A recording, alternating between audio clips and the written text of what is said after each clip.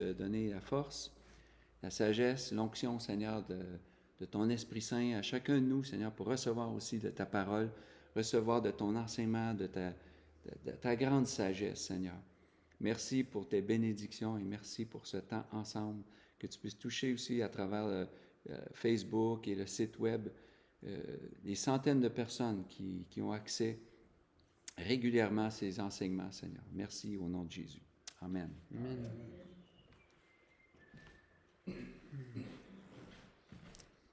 Puis je vais prier aussi, même si merci pour la prière. Non, c'est juste parce que... C'est ça. Oui. Fait que Seigneur, je te remercie pour ce temps, pour mon Père qui me supporte et Seigneur, pour toutes les bénédictions que tu nous donnes. Aujourd'hui, on célèbre l'Action de grâce pour la plupart. Et Seigneur, on veut se rappeler, nous, dans notre cas, les chrétiens, de toutes les bénédictions que tu nous donnes. Seigneur, on veut se pencher sur ta parole, se pencher sur l'œuvre que tu as faite dans nos vies et même la vie elle-même que tu as faite pour te rendre grâce en toutes choses, Seigneur.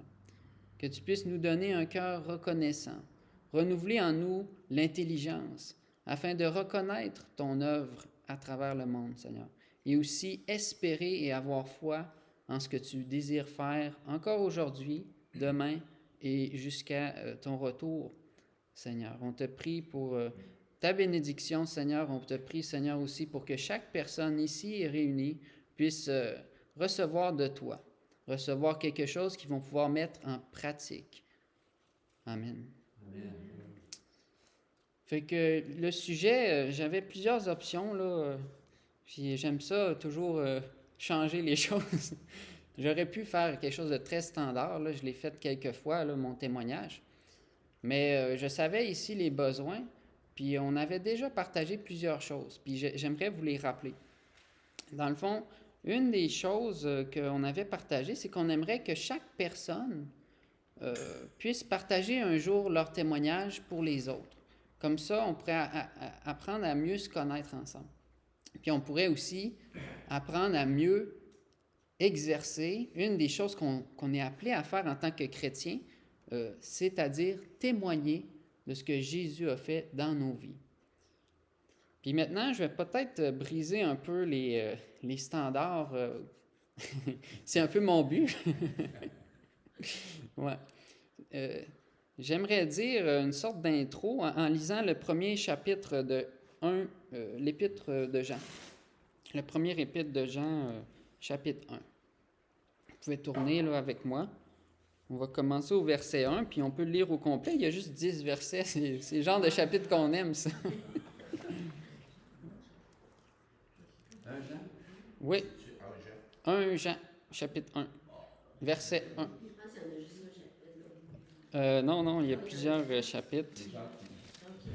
Ah, un chapitre. 1 Jean, chapitre 1, verset 1.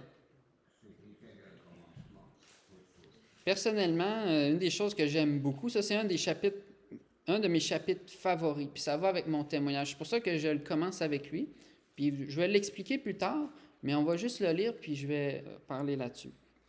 Fait que je vais commencer.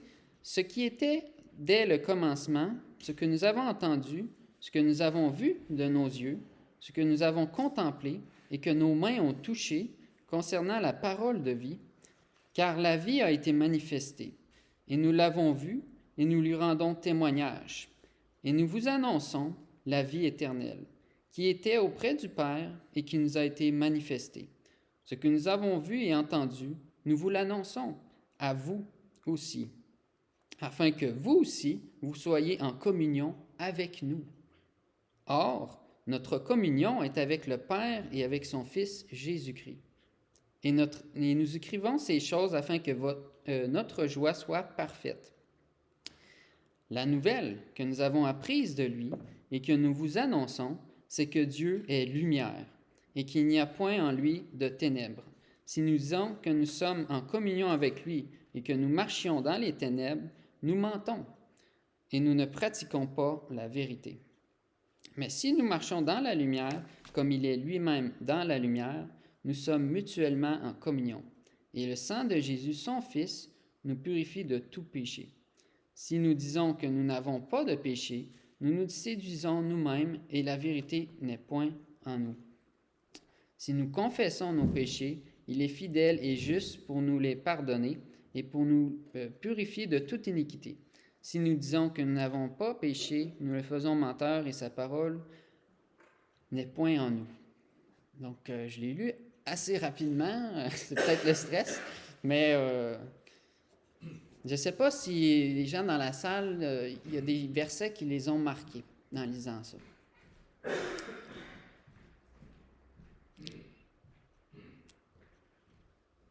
Est-ce qu'il y aurait quelqu'un qui aurait un verset qui aurait peut-être marqué dans sa lecture, quand j'ai lu? Le verset 6. Si nous disons que nous sommes en communion avec lui et que nous marchions dans les ténèbres, nous mentons et nous ne pratiquons pas la vérité. Puis ça, c'est qu'est-ce qui vous a marqué à travers ce verset? C'est que si on dit qu'on est chrétien, puis que notre témoignage ne rend pas la lumière, on est menteur. Oui. Puis je ne sais pas si vous avez remarqué, mais ce chapitre-là, en tout cas, moi, quand je l'ai relu, je voyais beaucoup le thème du témoignage. Puis on voit au départ quelque chose d'important. Moi, c'est une des choses que j'ai remarqué en grandissant. Bon, moi, je viens d'une famille chrétienne, là. Mes parents sont là, vous les connaissez un peu peut-être. Puis j'ai grandi dans l'église, les assemblées de Pentecôte en général.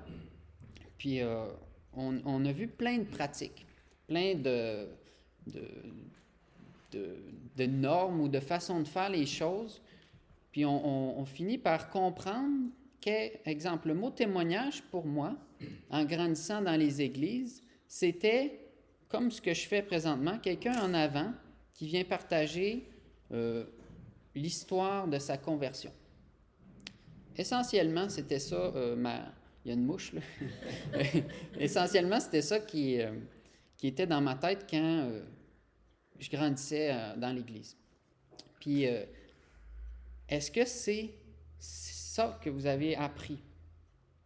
Moi, je vous invite, c'est sûr, à vous poser des questions. C'est pour ça que je pose des questions. Vous n'êtes pas tout le temps obligé de répondre, là, mais j'aime ça, poser des questions pour qu'on réfléchisse ensemble.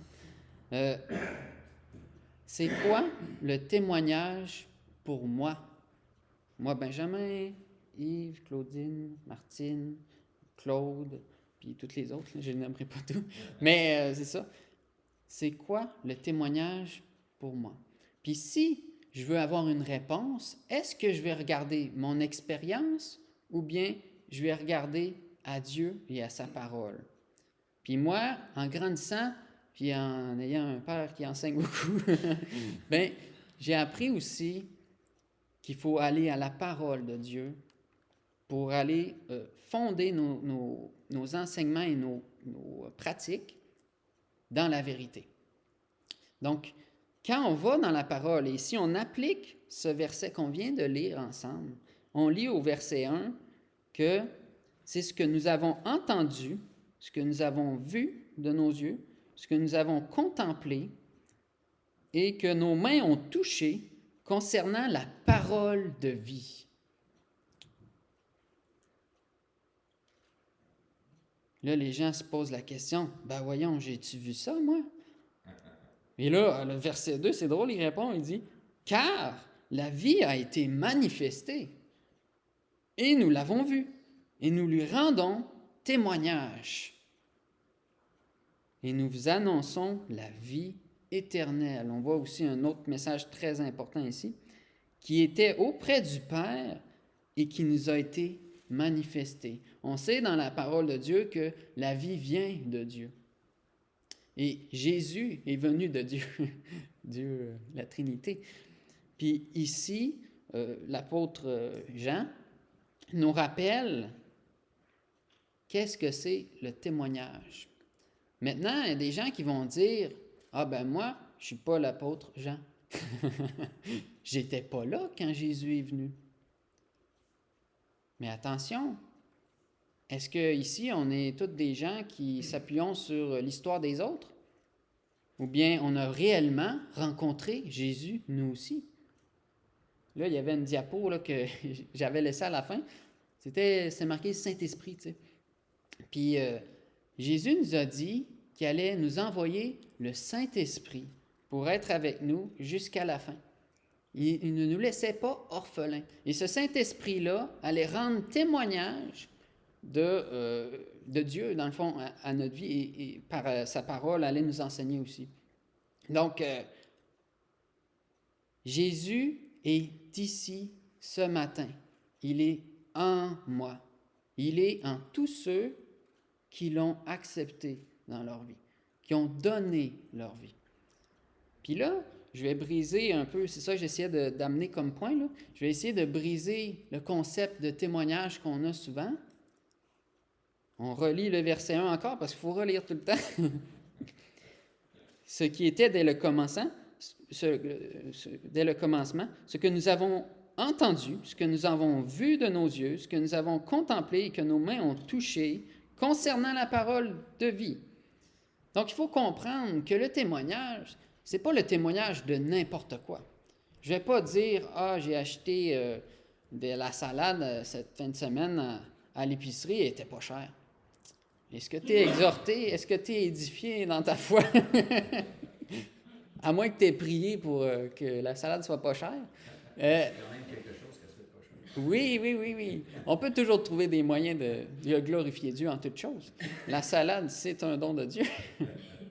Mais il faut retourner à la parole de vie, à Jésus lui-même, à son œuvre dans notre vie. Qu'est-ce que Dieu a fait dès le commencement? Là, on peut faire un lien avec la salade. Dieu a créé la salade. T'sais. Qu'est-ce que j'ai touché? Je l'ai touché, la salade. Je l'ai mangée, je l'ai goûtée, elle est bonne. Puis là, après, je peux dire, l'agriculteur, il est bon dans sa... c'est une bonne ferme de salade. Là. Ils font des bonnes cultures de salade. Ben non! Nous, en tant que chrétiens, on peut dire, Dieu est bon. Dieu a fait cette salade-là pour que je la mange aujourd'hui. Malgré tout ce que les hommes ont fait avec l'agriculture et tout ce qu'ils ont pu ajouter, Dieu a fabriqué la salade au niveau moléculaire, au niveau atomique, au niveau de base. Là. Puis il a même insufflé la vie. Parce que des fois, on pense, les animaux sont vivants, ben les plantes aussi. T'sais.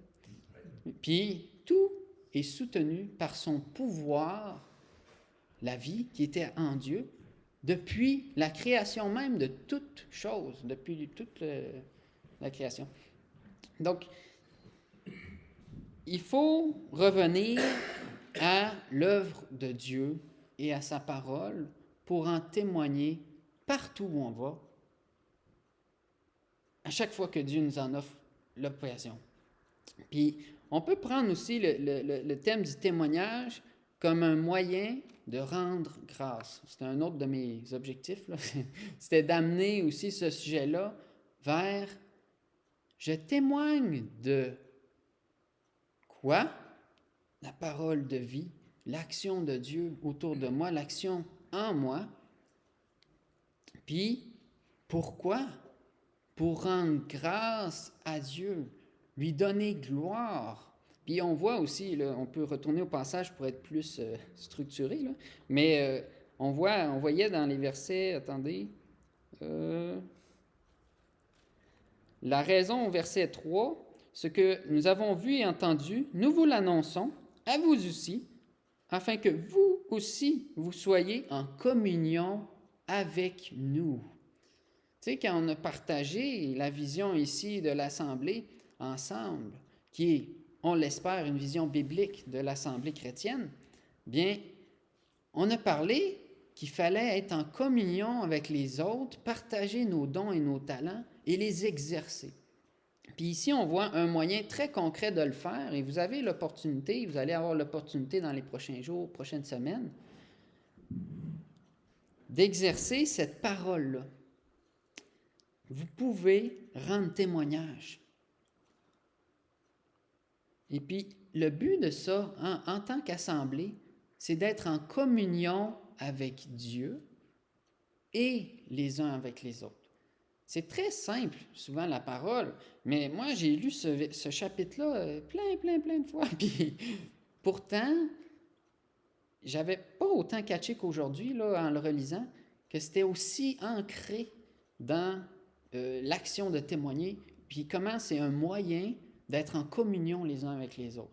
Et principalement, puis c'est ça, on a beau être dans une belle communauté, on pourrait être de n'importe quelle religion, n'importe quel groupe social, on pourrait être des bons amis, mais le but, c'est pas ça de l'Assemblée chrétienne, c'est « Or, notre communion est avec le Père et avec son Fils Jésus-Christ. » C'est lui, dans le fond, qu'on veut partager. C'est avec lui qu'on veut être en communion avec nos frères et sœurs. Ouais. Bon, là, j'ai été pas mal dans la théorie.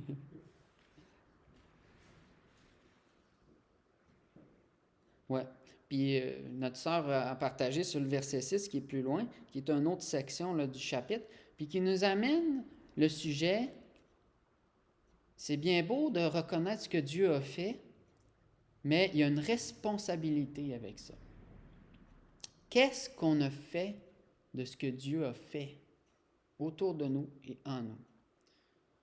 Puis moi, une des choses qui est merveilleuse dans la vie chrétienne depuis que je suis chrétien, c'est qu'à chaque fois que je partage mon témoignage de conversion ou des œuvres que Dieu a fait dans ma vie, à chaque fois, non seulement ça édifie les autres, mais je suis édifié en même temps. Ça, c'est un des plus grands cadeaux. C'est comme, tu sais, Dieu nous dit, faites ça pour les autres, mais conséquence incroyable, on est béni. Fait que là, je ne dis pas de le faire juste pour être béni, mais faites-le pour bénir les autres, puis vous allez voir, il y a un fruit. Il y a un fruit à mettre en pratique, la parole de Dieu, puis ça, ben, c'est tout le temps une bénédiction. Des fois, on ne le voit pas comme ça, mais Dieu nous ramène dans ses voies. Oui, des fois, on s'écarte. On voit dans le verset, quelqu'un qui est dans la lumière ne peut pas marcher dans les ténèbres. C'est incompatible. On est chrétien, on prend le chemin de la lumière.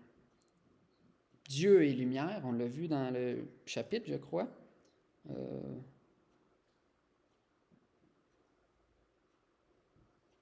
Comme il est lui-même dans la lumière, nous sommes mutuellement en communion et le sang de Jésus. Verset 7. OK, verset 7.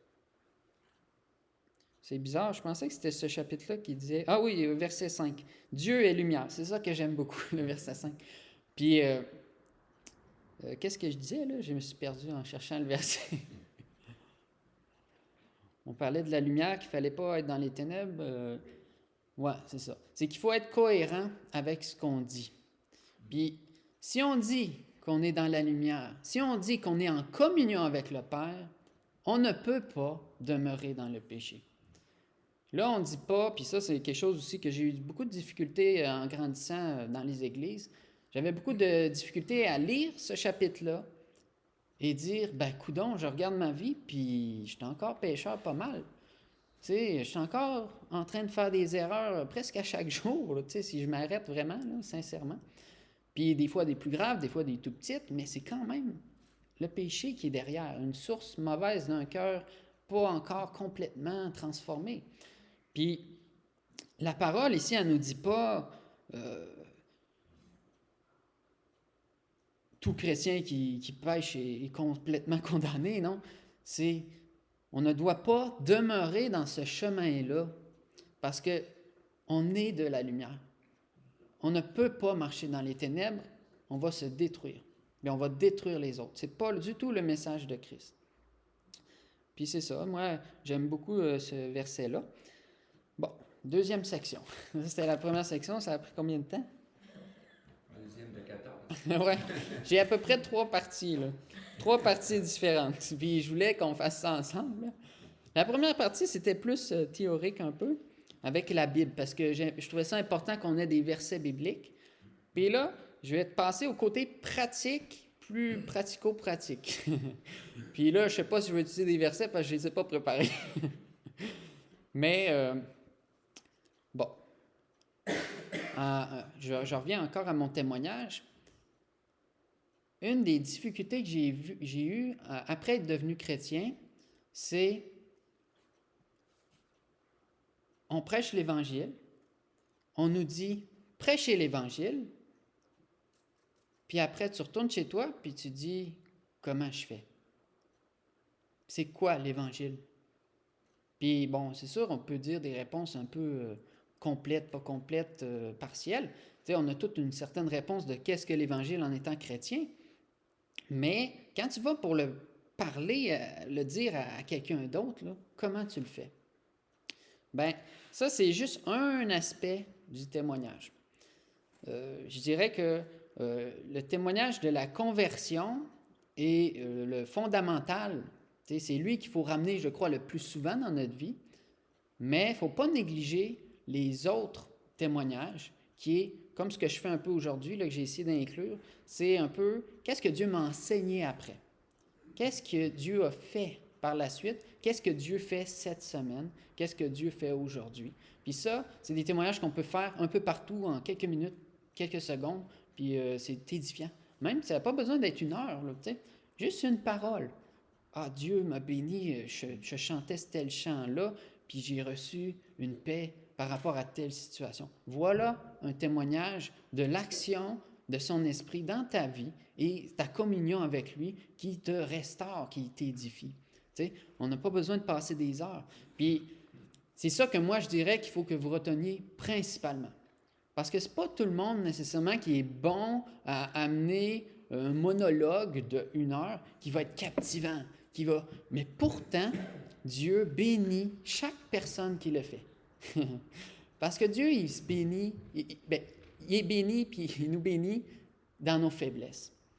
Donc, même quelqu'un qui n'est pas bon, qui a de la misère, qui parle tout croche, s'il le fait avec l'Esprit de Dieu, s'il le fait avec amour, s'il le fait avec la parole de Dieu, eh bien, il va en ressortir béni, puis les autres aussi, s'ils sont disposés à le recevoir. Parce qu'il y a toujours des gens, puis ça c'est une difficulté en évangélisation, il y a toujours des gens qui sont réfractaires à Dieu.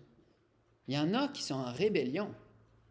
Il y en a qui sont juste occupés à autre chose, sont distraits. Tu sais, on peut penser aux différents terrains là, dans la parabole. Puis il y en a qui sont pas pantoute là. Donc, il y en a que tu vas dire, viens écouter mon témoignage. Ils ne viendront jamais. Dans ces cas-là, le best, c'est d'aller vers eux. Parce que, tu sais, on n'a pas besoin d'attendre un événement pour rejoindre quelqu'un. Ça, c'est une autre erreur des fois que les gens font. Il faut que la personne vienne à l'Église pour entendre l'Évangile. Bien, attention, est-ce que tu as reçu l'Évangile? Est-ce que Dieu habite en toi? Eh bien, tu es une pierre vivante. Tu sais? Cette pierre vivante-là est précieuse dans le temple de Dieu. Oh, voici le troisième partie qui essaie de s'insérer dans ma deuxième partie. Mais je vais le dire tout de suite, là, c'est que en prière, là, je me préparais ce matin, je ne savais pas trop où je m'en allais, mais j'avais plein de petits bouts. Puis, une des paroles que j'ai reçues, c'était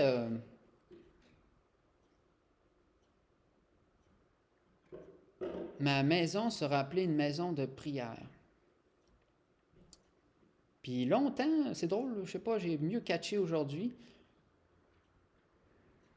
C'est quoi la maison de Dieu aujourd'hui?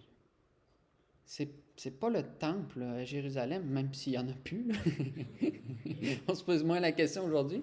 C'est pas l'assemblée physique, le bâtiment. C'est ça, c'est le cœur, c'est la personne, c'est chaque chrétien. Voici la maison de Dieu. Et Dieu habite aussi parmi les chrétiens qui se rassemblent en son nom. Donc, on est appelé à être une maison de prière. Donc là, je devance ma troisième partie, mais je vous le dis parce que ça a sorti, là.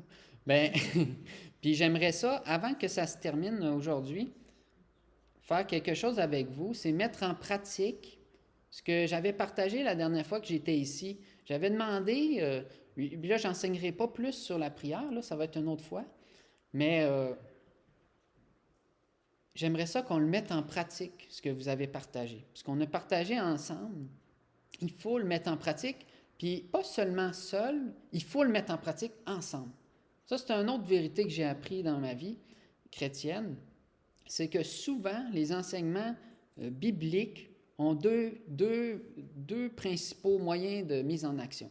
Celui dans ta vie personnelle, puis celui avec la communauté des croyants. Si on y pense là, rapidement, presque toutes les activités chrétiennes principales se font de cette manière-là. Puis c'est comme ça qu'on est chacun une pierre dans l'édifice de Dieu, dans sa maison. Donc, on fait un mur ensemble, mais on est une pierre en tant que telle. Donc, on peut tous saisir les fondements de la foi, chacun pour nous et ensemble. C'est comme ça qu'on va être en communion avec le Père et avec les frères et sœurs. Donc, j'aimerais ça, rappelez-le-moi si je l'oublie, là, quand je vais sauter à ma deuxième section qui était avant. Rappelez-moi qu'on prenne 5-10 minutes ensemble pour prier. Priez pour tout ce que vous aurez à cœur, là. Ça va être libre, là.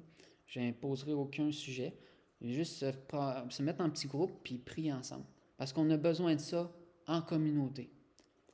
Puis je sais que probablement chacun de vous, là, priez chez vous. Puis vous priez sûrement, exemple, en couple ou en différentes situations. Mais c'est bon aussi de le faire avec d'autres. Agrandir le cercle. Pour bénir encore plus de gens et aussi recevoir les bénédictions des autres qui ont à nous partager. Fait que là, je vais retourner à mon point 2 parce que j'ai fait mon point 3 avant. Le point 2, c'est comment faire un témoignage quand on parle d'évangélisation, quand on parle de ma conversion. Je vais vous dire un petit partage sur mon histoire. Dans le fond, moi, ça a été très long avant que je partage l'Évangile. En tant que tel, là, quand je dis « Ah, j'ai vraiment partagé l'Évangile, succès », ça a été des années. Puis, pourtant, j'étais chrétien dans l'Église depuis des années, mais j'étais très gêné, j'avais peur, je ne savais pas comment faire. Moi, pour faire quelque chose, il faut qu'on me le montre souvent, puis il faut que j'essaye plein de petites parties pour rassembler toutes les parties puis le faire. Puis j'ai besoin de beaucoup d'être rassuré. Puis malheureusement, je n'ai pas trouvé le moyen de trouver ça. Je n'ai pas trouvé de personne avec qui aller vraiment concrètement. Puis pour le dire sincèrement, là, les opportunités claires qu'on m'invitait à le faire étaient quelqu'un en avant qui dit « Allez évangéliser ». Ah ben oui, comment, tu sais? C'est facile à dire, mais personne ne vient avec moi. On vous le dit, mais comment faire? Fait que là, moi, je suis allé à l'université, j'ai participé à des groupes chrétiens, des petits groupes, j'ai appris à prier en groupe avec ma famille, mais aussi dans un contexte d'université avec des chrétiens à l'université de différentes assemblées. Puis parmi ce groupe-là, il y avait un gars. Il y avait un gars, un chrétien qui était un ami. Puis, tu sais, on a connecté assez rapidement. Il était très impliqué dans la foi. Moi, j'étais très volontaire. J'étais très impliqué. J'étais, en fait, à ce moment-là, c'était en 2010, en charge du ministère d'évangélisation à travers la francophonie. Puis pourtant, j'avais, je crois, jamais vraiment évangélisé. Puis... Donc, c'est assez drôle. Mais moi, j'encourageais les autres à le faire, mais j'avais pas vraiment tant fait. Puis, j'écrivais des textes là-dessus, mais j'avais pas le sentiment de l'avoir jamais fait. Puis, comme je dis, j'avais pas tant d'opportunités, je savais pas comment faire, les contextes étaient limités à mon époque. Tu sais, j'étais beaucoup fixé sur des activités limitées. Fait que là, je m'imaginais, exemple, évangéliser, c'est quelqu'un avec un speaker dans la rue qui dit « Repentez-vous, race de vipères ». Tu sais, c'est comme, tu sais, genre prédicateur américain intense dans la rue, là. Puis il y a quelqu'un récemment qui est allé aux États-Unis m'a dit que ça se faisait encore. C'est bien, il y a de la place pour ça. Mais c'est pas tout le monde qui est amené à faire ça. Ou, deuxième option, Pilgrim, Stadium, avec une foule. Puis je partageais un message de l'Évangile. Tu sais. C'est comme un peu trop gros non plus, trop complexe. Il n'y a pas ça dans ma vie non plus. Puis, tu sais, à part ça, moi, une autre des choses que j'aime pas faire, c'est quelque chose qui n'est pas de moi, qui n'est pas sincère. J'ai un problème avec ça. J'ai un problème avec les scripts. C'est pour ça que j'aime pas trop préparer mes messages d'avance. J'ai de la misère avec ça, parce que j'ai l'impression d'être un robot. J'ai l'impression de ne pas être guidé par Dieu, même si Dieu utilise aussi nos écrits et notre préparation. Là. Mais j'ai un problème quand je partage l'Évangile à ce niveau-là aussi. Je ne voulais pas apprendre un texte puis aller le rédiger à quelqu'un, le lire. Fait que là, ce frère-là, il était très actif. Il y avait plein d'outils, toutes sortes des jeux. Il y avait, puis naturellement, là, il connectait avec les gens, c'était fou. C'était vraiment, moi, je dis, un évangéliste modèle. T'sais. Quelqu'un que tu le regardes, tu te dis, c'est un évangéliste, là, il n'y a pas d'autre option. Là. Il est tellement passionné, il a tellement les dons, puis il le fait de la bonne façon, c'est un évangéliste. Puis, ce qu'il a fait, on a commencé à faire des études ensemble, puis à un moment donné, à l'université, il y avait des activités d'évangélisation, puis il m'a invité avec lui. Il a dit, viens, on va aller le faire ensemble. Puis au final, c'est lui qui parlait. Mais, petit par petit, en côtoyant quelqu'un, ça me rassurait. Tu sais, lui, il faisait toute la job, moi, je faisais rien. Ça me rassure. Ce que je veux dire, c'est que tu peux être juste un observateur au début. Tu sais, pour te voir comment ça se passe. Hey, c'est pas si pire. Hey, il se fait pas tabasser dessus. Ah, ben, tu sais. Puis, coudonc, les gens, ils sont bénis, ils sont ouverts. Il y en a qui veulent plus. On voit plein de choses en évangélisation quand on ouvre la porte à ça. Puis là, il fait tout ça. Puis moi, j'évangélise toujours pas. Puis là, à un moment donné, il y a un événement. Puis un événement où il y avait des discussions sur des questions existentielles. Puis là, on s'est assis ensemble avec un monsieur qui était musulman. Puis là, on lui pose des questions sur le salut, tu sais. Puis à ce moment-là, la personne musulmane nous demande, je pense que c'est elle qui nous a demandé, ou en tout cas, c'est quoi le salut, tu sais, c'était quoi notre croyance. Puis là, ce frère-là, qui était avec moi, qui m'avait accompagné, on avait développé une relation ensemble. Il m'a dit, vas-y Benjamin, partage-le le message de l'Évangile. Tching, sur un plateau d'argent, il a tout fait, puis j'ai toute la pression sur le coup. Mais là, je balbutiais, j'ai dit un peu tout croche, mais j'ai quand même dit avec l'image du pont, parce que j'étais dans le ministère d'évangélisation quand même, j'avais appris des théories, tu sais, des modèles, des plans. Là. Puis là, j'ai utilisé une de ces images-là, puis là, j'ai essayé d'utiliser quelques versets, puis la personne ne s'est pas convertie. Fait que là, je suis retourné chez moi, j'ai pleuré, puis j'ai arrêté d'évangéliser toute ma vie, et depuis ce temps-là, j'ai pas recommencé. Mais non, c'est pas vrai. Ce que je voulais dire par là, c'est que c'est pas parce que la personne ne se convertit pas après recevoir le message de l'Évangile qu'il faut arrêter. On n'est pas responsable de la conversion de l'autre. Notre responsabilité, c'est de partager l'Évangile. Fait que là, j'avais accompli ça. Puis, complètement différentes réactions dans mon cœur, là, je vais vous le dire. Là. Qu'est-ce qui s'est passé? C'est comme si je flottais. C'est une des 2 ou 3 expériences dans ma vie les plus incroyables.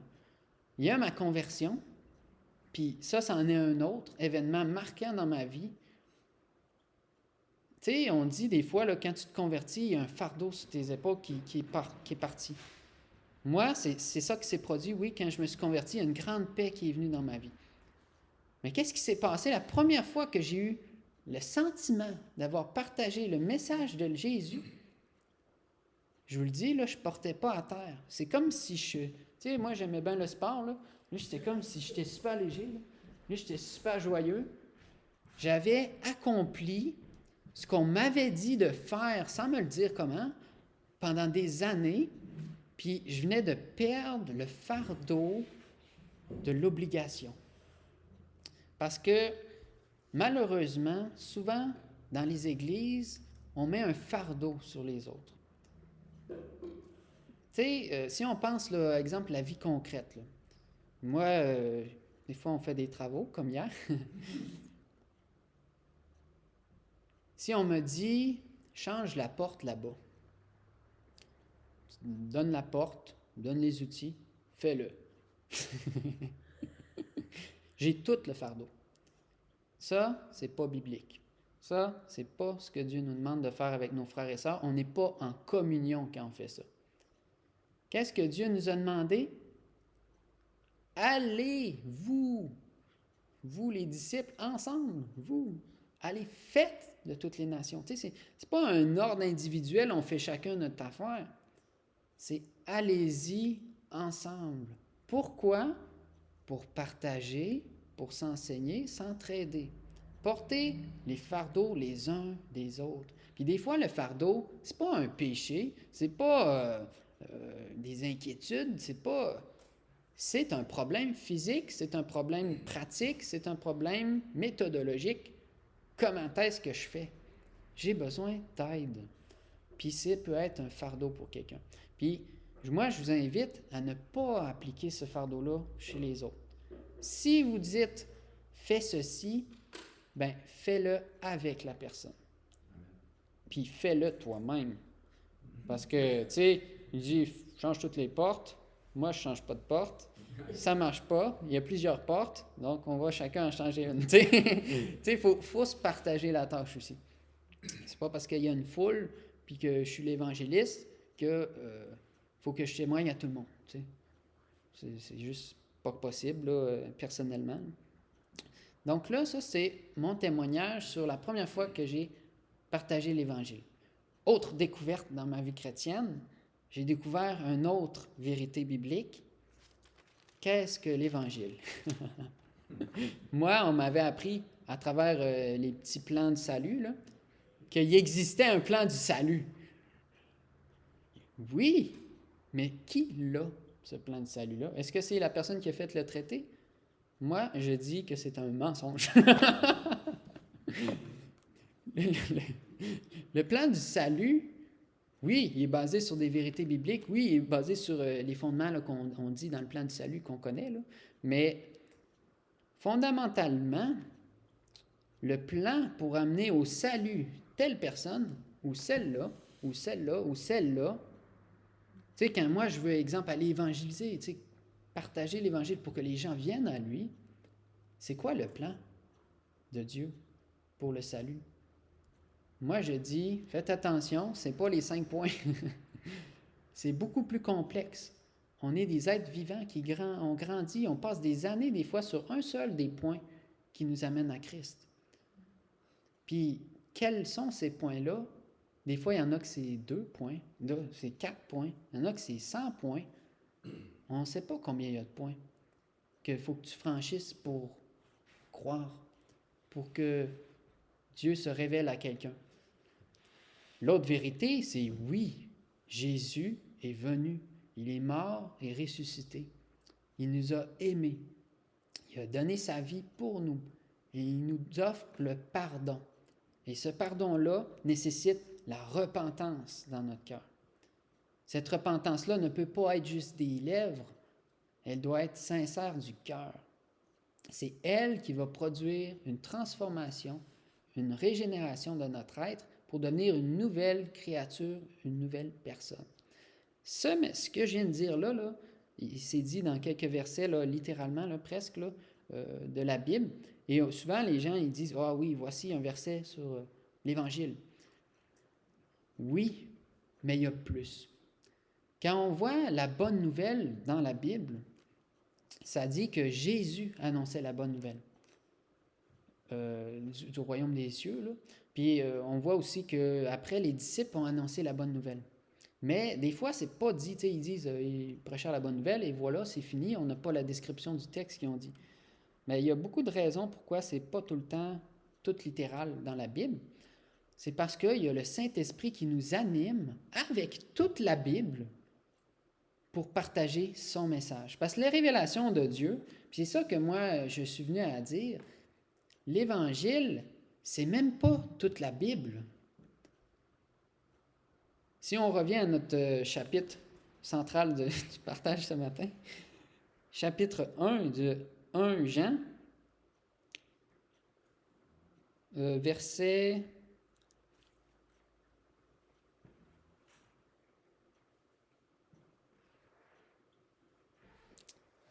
2, c'est « Car la vie a été manifestée, et nous l'avons vue. » Puis quand il parle de ça, on peut faire la référence à... moi, j'aime beaucoup un peu le même chapitre presque, là, pas le même chapitre, mais Jean chapitre 1 de l'Évangile de Jean. Puis ça commence aussi comme une sorte de genèse. Puis on voit que c'est un autre de mes chapitres favoris, là. Donc j'aime bien Jean. Ça dit au chapitre 1, verset 1. « Au commencement était la parole, et la parole était avec Dieu, et la parole était Dieu. » On voit un clair parallèle avec ce que j'ai lu précédemment. « Elle était au commencement avec Dieu. Toutes choses ont été faites par elle, et rien de ce qui a été fait n'a été fait sans elle. En elle était la vie, et la vie était la lumière des hommes. » Puis là, si on continue plus loin, on voit que, verset 9, « Cette lumière était la véritable lumière qui, en venant dans le monde, éclaire tout homme. Elle était dans le monde, et le monde a été fait par elle, et le monde ne l'a point connue. Elle est venue chez les siens, et les siens ne l'ont point reçue. » Ici, on parle clairement de Jésus qui est venu en Israël, dans le peuple de Dieu, un peuple qui appartenait à l'Éternel, là, clairement là, consacré à Dieu, et ils ne l'ont pas reçu. Mais à tous ceux qui l'ont reçu, donc, oui, il a été rejeté par les hommes, mais il y en a qui l'ont reçu, son message. À ceux qui croient en son nom, elle a donné le pouvoir de devenir enfants de Dieu, lesquels sont nés non du sang, ni de la volonté de la chair, ni de la volonté de l'homme, mais de Dieu. Ah, puis là, j'en arrive enfin au verset que je cherchais. « Et la parole a été faite chair, et elle a habité parmi nous, pleine de grâce et de vérité. Et nous avons contemplé sa gloire, une gloire comme la gloire du Fils unique venu du Père. » Je ne veux pas continuer parce que là, ça fait beaucoup de versets, mais c'est très bon. Puis, on voit ici, c'est ça que moi j'ai compris plus tard. En fait, je témoignais déjà. J'avais témoigné avant ma première fois où je me suis senti libéré du fardeau de témoigner. Jésus m'avait sauvé. J'avais commencé à œuvrer dans l'Église. J'aidais comme je pouvais, l'audiovisuel. J'aidais à déplacer des choses. Je priais, je lisais la parole, on étudiait la Bible ensemble. Donc, je témoignais de l'œuvre de Jésus en moi. Puis on m'avait vraiment mis un fardeau qui n'était pas de Dieu. Puis c'est ça que j'ai ressenti quand j'ai été libéré de ce fardeau-là. J'ai rempli les critères des hommes pour réaliser qu'ils n'étaient pas de Dieu. Mais j'ai ressenti quand même une liberté en faisant ça. Puis c'est juste pour vous dire, des fois, les émotions qu'on ressent à certaines choses, on peut avoir des mauvais concepts qui en sont la cause. Puis j'ai appris ça plus tard. Puis là, ce que je veux dire, j'arrive enfin, Jésus est la parole vivante, faite chair. Il est la parole incarnée. Il est l'Évangile. Il incarne le message parfaitement de Dieu. Quand je vais voir les gens maintenant, je ne vais plus partager l'Évangile comme quand j'avais juste été dans la théorie, juste quand j'étais sous les hommes. J'ai compris que qui est-ce que j'annonce? C'est Jésus. Jésus, une personne. C'est pas avec 5 phrases que je vais présenter quelqu'un comme il faut puis que la personne va la connaître. C'est pas en 5 minutes, c'est pas en 10 minutes. Il n'y a pas de temps. Tu sais, comment on définit quand tu connais quelqu'un, là? Tu sais, il faut que la personne la rencontre elle-même. Tu sais? Puis c'est ça notre but en tant que chrétien. C'est pas de remplir les 5 points du plan du salut, ou les 6, selon le mouvement où vous faites partie. Là, j'ai découvert une autre drôlerie des églises. C'est qu'il y a des chrétiens qui ne veulent pas travailler ensemble sur la base des 5 ou 6 points du plan du salut. Là, je suis comme, OK, mais tu sais, il n'y en a même pas de points comme ça. Tu sais, d'où ça sort? Tu sais, commencez par dire toute la Bible, puis là, on va réaliser, ah ben, je ne peux pas dire toute la Bible, donc qu'est-ce que je fais en 5 minutes?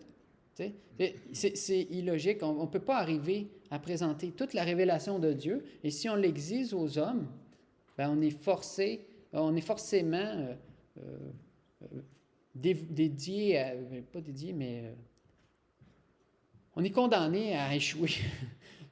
Parce qu'on présente quelqu'un. Puis, tu sais, on peut présenter quelqu'un là, en 2 minutes. Le problème, là, c'est si la personne rencontre l'autre.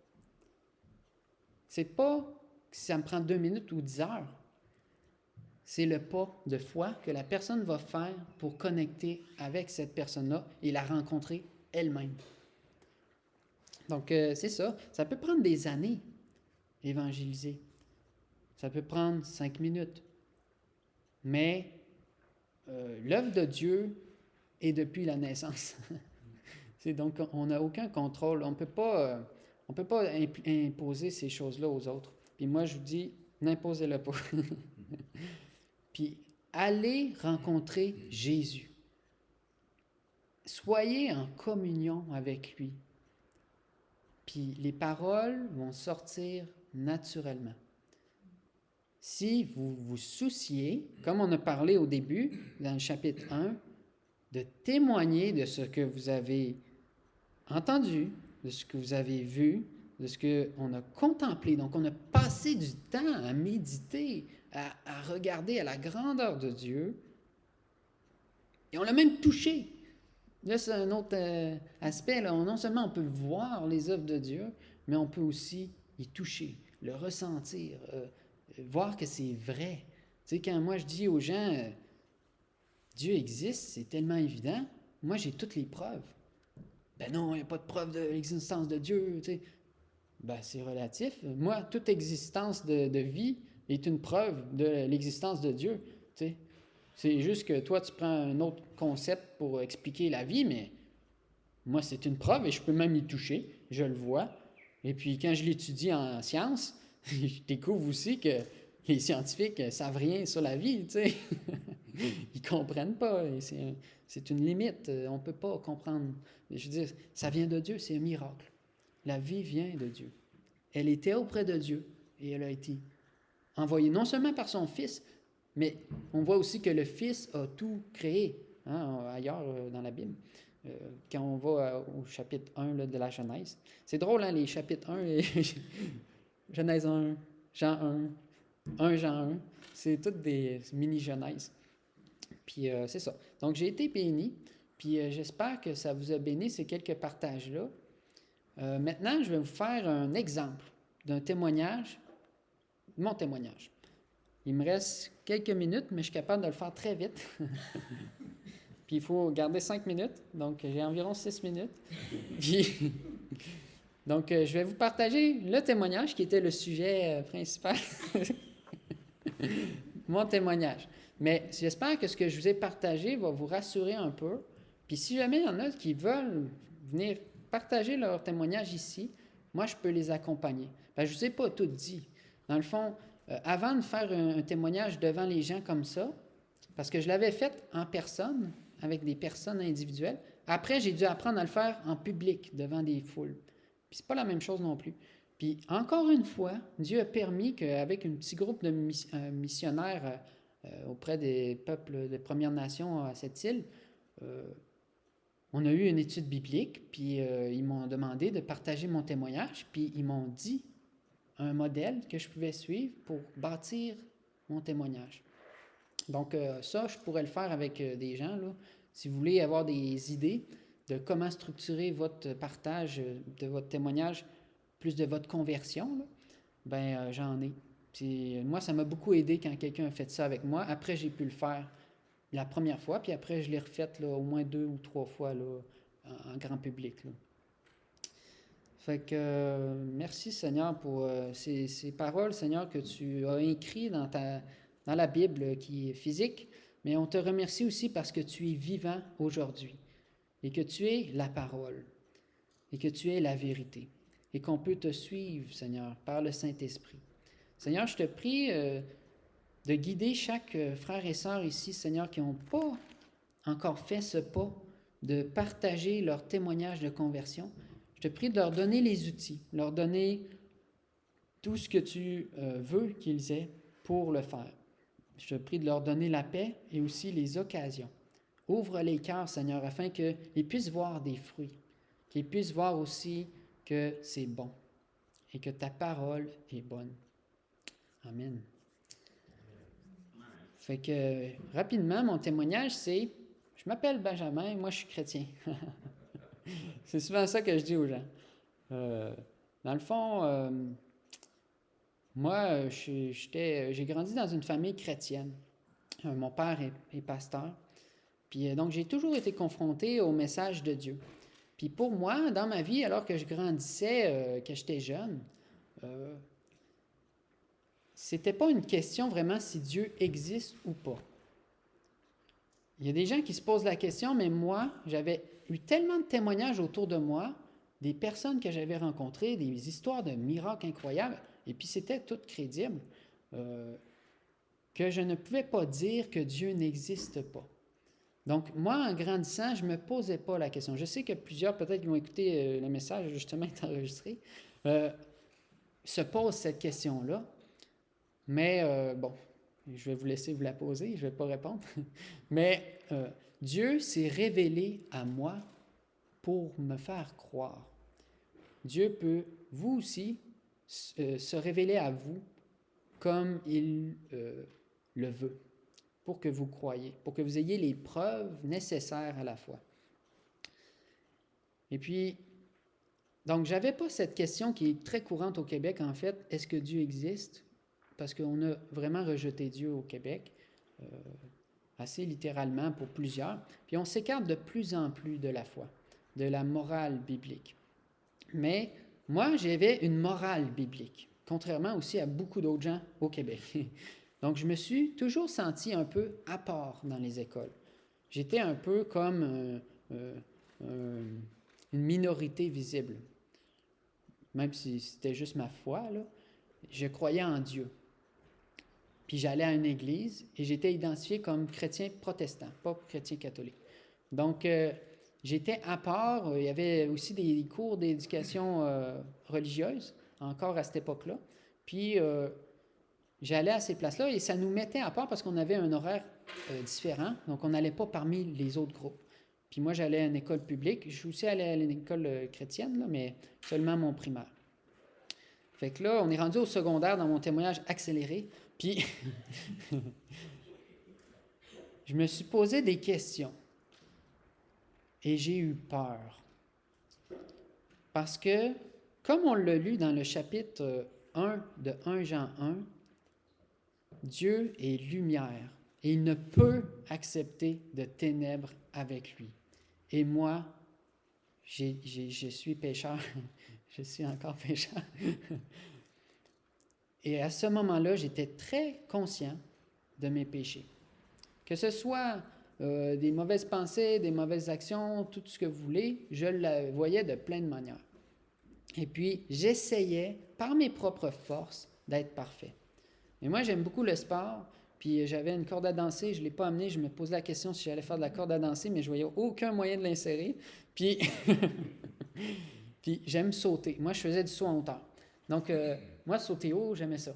Donc, dans ma tête, à quelque part, je faisais comme dans le sport. C'est comme si j'essayais par mes forces, là, je priais tous les jours, je lisais la Bible tous les jours, j'allais à l'église tout le temps. J'étais très religieux. Mais ça ne changeait pas mon cœur. J'essayais d'être bon envers les autres, d'être gentil, de faire des bonnes œuvres. Mais mon cœur n'avait pas de véritable amour. Puis ça, je ne le comprenais même pas à l'époque. C'était quoi l'amour vraiment? Je pensais aimer les gens, mais je les aimais pas. Puis c'est ça m'a troublé quand j'ai découvert ça, là. Mais là, je ne suis pas à ce moment-là dans ma vie. Là je ne le comprends pas. Puis, je fais des cauchemars le soir. Parce que je savais très bien là, l'Apocalypse, le jugement dernier et toutes ces choses-là. Et je crois qu'il y a réellement un endroit de châtiment éternel qui est l'étang de feu. Et aussi le séjour des morts, là, loin de la présence de Dieu entre-temps. Et puis, il y a des souffrances atroces et éternelles, en tout cas. Et puis, il y a aussi l'opposé, qui est la vie éternelle. Maintenant, moi, j'avais prié la prière de repentance qu'on appelle, qu'on demande à Dieu de pardonner nos péchés, de l'accepter dans notre vie et que le Saint-Esprit vienne dans notre vie et qu'il devienne notre Maître et Seigneur. Ça, j'avais prié cette prière-là plein de fois. Et pourtant, j'avais encore peur de la mort. Parce que j'allais me coucher, je vais vous raconter le rêve, là. J'allais me coucher, puis je voyais une pierre immense, et moi j'étais en dessous et j'étais écrasé à l'infini. Et le rêve ne s'arrêtait pas. Et j'essayais de sortir et je ne pouvais pas. Et j'avais comme une souffrance mentale là, incroyable dans ce rêve-là. Et quand tu veux sortir d'un rêve et tu n'es pas capable, là, c'est vraiment atroce. Et là, je me réveillais, puis j'avais la conviction, puis ça, on ne peut pas l'expliquer vraiment, là, c'est une conviction, moi je crois que c'est vraiment un rêve de Dieu que Dieu m'a permis d'avoir pour me réveiller. Puis j'avais la conviction que c'était le châtiment, la mort, l'étang de feu. C'était loin de la présence de Dieu et c'était à cause de mon péché. Donc là, j'avais plein d'éléments essentiels à comprendre pour être sauvé. Mais ce n'est pas parce que tu sais que tu es pécheur, que tu sais qu'il y a un jugement, que tu sais que Dieu existe, que tu es sauvé. Puis là, moi, je faisais ce rêve-là continuellement, à répétition. J'avais 16 ans à l'époque. Puis à un moment donné, j'étais allé à une rencontre jeunesse entre des églises. Puis ça a été un moment incroyable. Parce que là, je voyais que je n'avais pas juste mon petit groupe de chrétiens. Il y en avait d'autres, des jeunes. Il y en avait d'autres qui étaient comme moi, dans des familles chrétiennes. Et puis, il y avait du fun ensemble, tu sais. Puis, il y avait une certaine communion. Puis ça a commencé à ouvrir mon cœur à cette soirée-là. Puis, le pasteur, cette soirée-là, a amené le message, tenez-vous bien, de l'Évangile.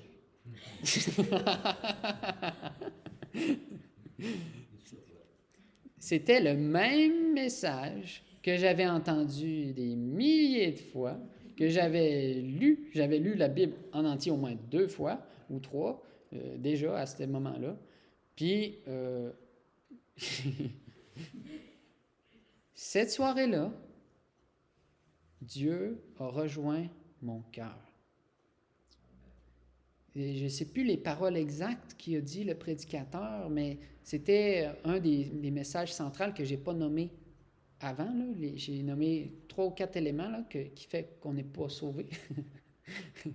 L'élément qui sauve, c'est l'amour de Dieu.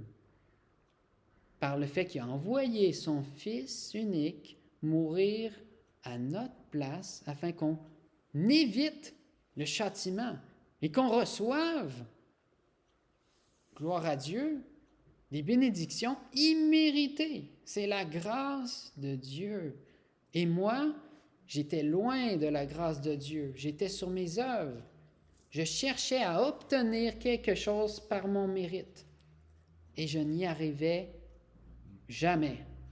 Et le Seigneur, par un rêve, me démontrait que j'étais sur la mauvaise voie. Et quand j'ai compris, puis là, je vous dis ça, mais il y a un autre événement, 1 ou 2 autres avant, qui m'a montré que Dieu m'aimait, moi. Mais cette soirée-là, c'est là que ça a décliqué vraiment. Mais j'ai eu 1 ou 2 moments, parce que moi, je priais quand j'étais en détresse, puis Dieu, il répondait. Tu sais. Donc, moi, c'était quand même réel aussi dans la prière. Mais je n'étais pas en communion avec lui vraiment. J'étais loin, j'étais dans mes forces, dans mes œuvres religieuses. Mais Dieu, dans sa grâce et dans son amour, allait quand même me rencontrer. Il allait quand même faire des choses. Avant que quelqu'un se convertisse, il se passe plein de choses. Dieu est là dès le début. Tu sais, les gens, ils se posent la question, moi, c'est un des messages que je partage des fois. Ah, ma vie est difficile. Ah, j'ai vécu plein d'épreuves. Ah, il y a telle personne qui m'a blessé dans la vie. Ah, j'ai pas un bon travail. Ah, mes collègues. Ah, tu sais, tout sur le passé. Mais moi, ce que je vous dis, ce matin encore, presque l'après-midi, ben oui, on est. Allez à Dieu dans votre passé. Allez le retrouver, il était là. Il était là dès le commencement de l'univers. Pourquoi il ne serait pas là au moment où vous avez vécu toutes ces choses-là? Focussez, c'est le thème de l'action de grâce, là. Allez chercher les œuvres de Dieu dans votre vie. Dépoussiérez-les, retrouvez-les, partagez avec vos proches pour les retrouver. C'est un des appels du Seigneur. Ne pas se focuser sur le passé. C'est pour ça que je n'ai pas mis beaucoup de temps sur mes péchés. Beaucoup de gens mettent beaucoup de temps sur leurs péchés. Moi, je préfère avancer. Je préfère être libéré comme Jésus m'a dit que je le suis. Est-ce que je le crois? Si je le crois, pourquoi je n'arrête pas de parler du passé, de toutes les défaillances, tous les problèmes?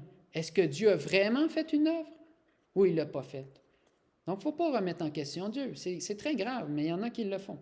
Puis, ça nous rabaisse, ça nous ramène dans la honte. Mais Jésus nous dit, relève la tête. Tu n'as plus à avoir honte. Regarde à moi. C'est Jésus qui vit maintenant en toi. Tu es libéré. Et j'avais une situation où je priais, j'étais dans la détresse, j'étais dans un besoin. Je ne nommerai pas, là, je le nomme seulement en privé à seulement quelques individus dans ma vie. Mais Dieu a répondu et j'en revenais pas. C'est un miracle. Un miracle pour moi, là, j'en ai vécu. Puis voilà, Dieu existait tellement et en plus, il se souciait de ma détresse. Donc, j'avais reçu le message qu'il m'aimait. Et cette soirée-là, le pasteur a dit essentiellement, là, je résume, je ne me rappelle pas des paroles, mais Dieu vous aime. Dieu t'aime. Moi, Benjamin, Dieu m'aime. Puis quand je me suis agenouillé dans mon cœur, parce que j'ai pas lui-même, je pense que j'ai même pas peut-être levé ma main, je suis pas sûr. Tu sais, j'ai même pas avancé, moi, je suis vraiment pas quelqu'un qui voulait être vu. Mais dans mon cœur, puis les gens ne savaient pas autour, je me suis vraiment donné à Christ. Puis là, il y avait des paroles là, qu'on a partagées ce matin, je voulais insérer dans le partage parce que ça allait très bien avec ce que je voulais dire. J'ai été sacrifié avec Christ. Ce n'est plus moi qui vis, c'est Christ qui vit en moi. Et puis ça, je le dis, les gens, des fois, ne le comprennent pas. Moi, je le comprenais très bien théologiquement, là. Je l'avais étudié. Mais à ce moment-là, c'est ça qui s'est passé. La théologie a pris vie. Et puis là, ma vie n'était plus à moi. Et gloire à Dieu, maintenant, j'ai un maître, un Seigneur qui va diriger mes pas. Je ne suis plus sur le joug de l'ennemi. Je n'ai plus à avoir peur. Et puis, miracle de Dieu, la paix de Dieu est venue dans mon cœur. Une paix qui n'est pas comparable à quoi que ce soit d'autre dans le monde. La deuxième fois où j'ai vécu ça, c'était pendant un songe là, vers le ciel. Mais c'était génial. Mais ce moment-là, c'était merveilleux. Et puis, j'ai plus jamais refait le cauchemar. Ce cauchemar-là. J'ai été libéré de ce cauchemar-là. Bang! C'était vraiment ça qu'il fallait que je fasse. Il fallait que je me repente. Sincèrement, je me suis... Et là, je le fais là, souvent quand j'ai pas de micro. Je m'agenouille. Mais comme un soldat, je sais pas, comme un soldat qu'on voit des fois dans les émissions, parce qu'on a un rôle de service après. On va au combat. Donc, on est des soldats. Puis, on se soumet au Seigneur et il nous donne toute la puissance pour vaincre les œuvres du diable et prononcer la parole de Dieu par le Saint-Esprit. Puis après ça, un autre miracle de Dieu, j'ai non seulement reçu la paix, c'est là on voit le fruit du Saint-Esprit. On commence à voir qu'on a été sauvé. Regardez au fruit du Saint-Esprit. Regardez à ça. Regardez pas à vos œuvres. Regardez au fruit du Saint-Esprit. Puis c'est ça, moi, que je prends toujours comme base de mon témoignage. J'ai commencé à aimer les autres. C'est fou. C'est fou. Plus pour mon propre gain, mais librement libéré. Vous avez reçu gratuitement, donné gratuitement. Et puis là, j'avais une abondance, je débordais. Là, j'allais dans ma Bible, moi j'étais très religieux, comme je vous dis, je ne manquais pas un jour et j'avais un plan de la Bible et tout le kit. Puis j'étais dans la lourdeur là, religieuse. Et là, je lisais chaque chapitre comme s'il était vivant. J'aimais lire la Bible. Autre miracle, j'aimais la prière. La communion avec le Père était maintenant rendue réelle. J'avais rencontré Jésus. Autre miracle, puis là, j'ai nomme toutes, mais c'est en une seule journée. Là. C'était un samedi ou un vendredi, puis le dimanche, là, j'étais à l'église, puis je louais Dieu là, comme j'avais jamais loué. J'aimais chanter là, comme... J'aimais déjà chanter, mais c'était plus du tout pareil. Rencontrer les gens, c'était plus du tout pareil. À l'école, c'était plus du tout pareil. Dieu a ouvert mes yeux à son amour. Les gens, des fois, ils pensent qu'ils sont bien bons en faisant des bonnes œuvres, en disant les bonnes paroles. Mais Dieu regarde au cœur. Et quand tu fais quelque chose avec cœur, avec amour, tout est différent. Et puis, tu es libéré de la condamnation. Fait que ça, c'est un peu mon témoignage. Puis après ça, ben, j'ai commencé à évangéliser, comme je l'ai dit, puis j'ai appris à partager la parole et à partager l'Évangile. Puis j'ai plein d'autres témoignages à partager, mais je vais m'arrêter là. Puis c'était un exemple de comment partager son témoignage. Il faut quand même passer un petit temps sur le passé. Il faut passer un temps sur qu'est-ce que Dieu a fait pour te démontrer. Parce que le témoignage, on voyait, qu'est-ce que tu as vu? Qu'est-ce que tu as ressenti? Qu'est-ce que tu as touché? Qui t'a rencontré? Qui a été clé? Il faut réfléchir à notre passé, puis rendre gloire à Dieu de ces choses-là et se détourner du passé après pour focusser sur le miracle de la nouvelle naissance et qu'est-ce que c'est? Parce que les gens se demandent, qu'est-ce que c'est d'être chrétien? Est-ce que c'est d'aller à l'église le dimanche? Est-ce que c'est de prier tous les jours? Est-ce que c'est... Non, c'est rencontrer Dieu dans le lieu secret. C'est vivre tous les jours en sa présence pour faire son œuvre. C'est merveilleux. C'est rempli d'amour, puis de vérité et de vie. Puis l'autre aspect que je voulais ramener avec le dernier aspect, c'est que la lumière, maintenant je suis dans la lumière de Dieu par sa grâce. Ce qui m'était impossible physiquement, comme la lumière est séparée des ténèbres, Dieu l'a réalisé en m'associant avec lui. Et maintenant, je peux être avec le Dieu de lumière. Je n'ai plus à marcher dans les ténèbres. Puis j'espère que chacun ici le fait, et puis j'espère que vous allez encourager les autres à le faire. Ce pas de foi, de donner sa vie à Christ. Puis là, j'oublie aussi l'autre aspect que je voulais mettre de l'avant qui est très important, là. C'est que notre vie ne nous appartient pas, comme je l'ai dit, mais concrètement, là, ça veut dire qu'est-ce que Dieu, tu veux que je fasse avec ma vie? Où est-ce que tu veux que j'aille aujourd'hui? Est-ce que j'ai encore besoin de faire ça? Est-ce que tu veux que j'aille ailleurs? Change, tu sais, change mes plans si tu le veux. Je suis disponible, je suis ton serviteur. C'est ça, donner sa vie. Tu as un autre maître. C'est plus tes désirs, c'est plus tes passions, même s'ils étaient gigantesques et merveilleuses. C'est plus tes talents qui prenaient tout ton temps. C'est Dieu qui peut rendre toutes ces choses merveilleuses, qui peut les rendre parfaites pour son royaume. Fait que malheureusement, j'ai pris trop de temps. Fait que vous pouvez, si vous êtes disposé, vous avez encore 5 minutes, on peut se mettre en petit groupe puis prier ensemble. Puis moi, je vais arrêter mon enregistrement.